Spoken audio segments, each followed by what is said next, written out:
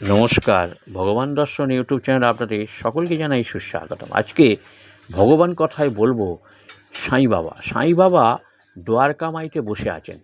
সেই সময় একটি ভক্ত এসছেন, এসে বলছেন, বাবা আমি সর্বতীর্থ ঘুরেছি, সব জায়গায় গেছি, আজান দিয়েছি, মন্দিরে পুজো দিয়েছি, কিন্তু আমি ব্রহ্মজ্ঞান লাভ করতে পারিনি। ব্রহ্মজ্ঞান লাভ কীভাবে করব?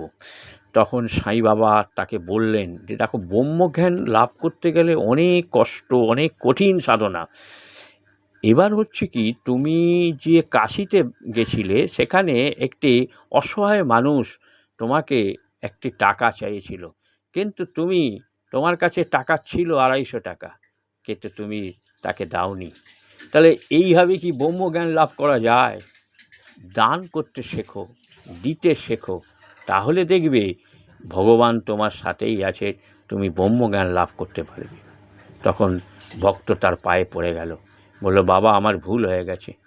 এই ছিল সাঁই বাবার একটি অলৌকিক ঘটনা। বেশি করে শুনুন, চ্যানেলটাকে সাবস্ক্রাইব করে দিন।